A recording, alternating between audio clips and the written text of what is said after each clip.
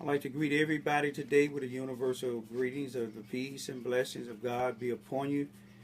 Today is December the 23rd, 2015, and the time being 11:45 p.m. Wednesday night, that is. Today, I like to let all of my friends, families, and even my enemies know today will be my last day as being a activist here in Charleston, Missouri. My oldest daughter down here, Queen Ramona Nicole Ivy, don't want me to stop. My youngest daughter and my youngest child, Bertie Mae Ivy II, she's glad. But I consulted with God, and God told me my job here in Charleston, Missouri, as far as being an activist, standing up for justice, not just for my children, but for the people here, is done. At least for now, it's done. He told me to focus on my two children and my 87-year-old World War II dad, focus on my church, follow the lead of my pastor, because my job has been a well done job in the 19 years that I've been down here. But he also told me to tell all of those that know that they have done wrong, it's not too late to correct the wrong that you've done to me and my household, because it's not up to me to get revenge. It's up to me to be able to be man enough to let all of you know that I do in my heart forgive you all. It was hard, but I have taught my children to do the same. God wouldn't allow me to retire here as an activist in this town without being able to tell my children and teach my children to forgive those who do wrong to us. We don't forget, but we forgive those who do wrong to us. A message to Robert Bobby Hearns, the chief of police. It's not too late for you to go back and look at that police report you typed up the 25th of June, about 2 or 3 o'clock in the morning, the year of 2000. To take a close-up look at that police report that the police officer Beth ACAP came with you on June the 25th of the year 2000, when you all illegally came into my house and took me down to the police station and falsely charged me. It ain't too late to look at her police report versus yours. Then the police report that you supposedly wrote part of, and the alleged victim wrote the other part. It was an A on it for the one who answered the questions. It was a Q for the questions, and according to Beth ACAP at trial, because you didn't come. You didn't come to trial. She said she didn't write this report, that you wrote it. The public defender that represented me, Greg Spence, who turned state's attorney after he sold me out and didn't defend me properly, I told him I wanted you to come to court because I knew you violated my constitutional rights. You came in my house without a warrant. You took me down to the police station with no probable cause or no just cause.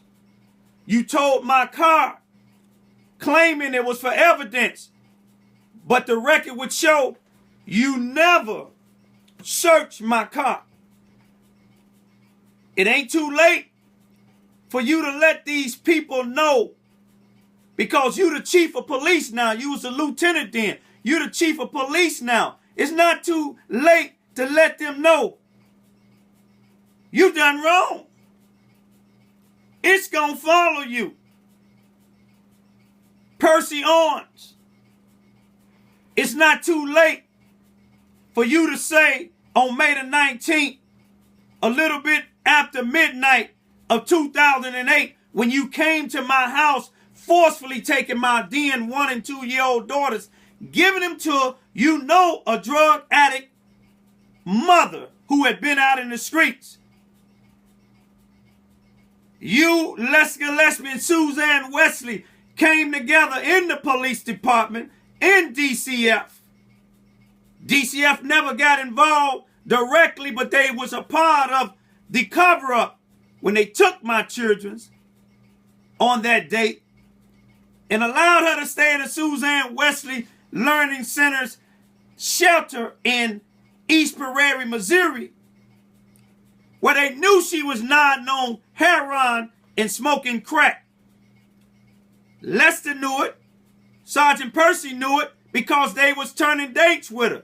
Lester still smokes crack.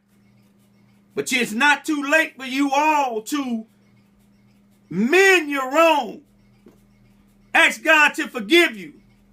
Because I turned all this that I'm talking to the United States Justice Department in Washington, D.C., also known as the federal government. It's not too late. You see, my daughter's arm was broke during that time that y'all gave them to her. But Percy Owens, you didn't stop there. On May the 19th of 2015, you and Lester came together again and threatened my cameraman, Buck Whitney.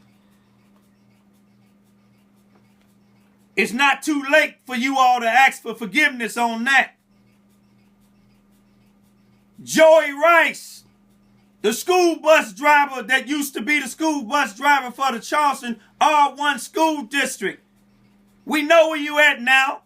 White people told us where you was at, working in the Walnut Ridge High School in Walnut Ridge, Arkansas. They said they know what type of person you is.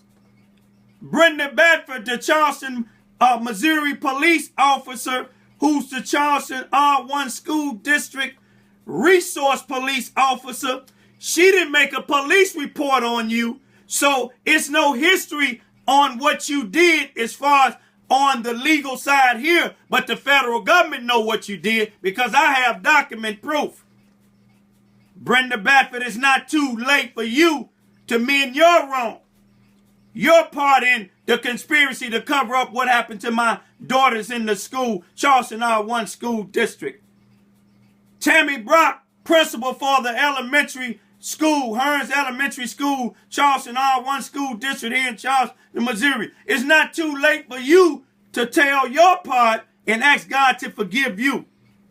Frank Ellis, assistant principal, you and Brenda Bedford, a police officer, threatening my then 5-year-old to make her change her story to saying that the bus driver was just helping her. It ain't too late for you to ask God for forgiveness. We can't forget about you, Irvin Johnson. You helped cover up what your bus driver did to my daughter. You see, the paperwork is in the United States Justice Department in Washington when you picked the 3 children out of 83 children that rode that bus, and 1 or 2 of them was your kin people. That's conflict of interest.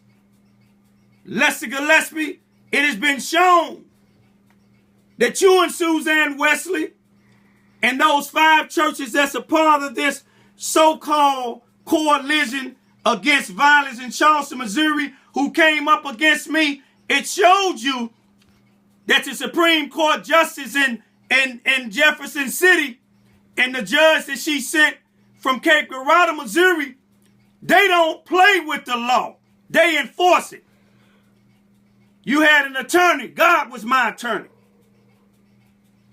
But just because I'm retired, that don't mean that ain't nobody watching y'all. They watching y'all. But one thing about it, all of y'all gonna have to pay for the 3 years that I had to force to educate my children because of what y'all allowed to happen to them in the Charleston R1 school district. St. Henry's here in Charleston, Missouri, you gonna have to answer because you unjustifiably wouldn't allow my children to enter your school. They didn't do anything wrong. I went up against these white supremacists and you didn't like it. The same with the Christian Academy in Charleston, Missouri that used to be on Kings Highway. Both of you principals gonna have to answer because you didn't allow my children to come in there. But God gonna bless them to come into a school where they'll be taught and they don't have to worry about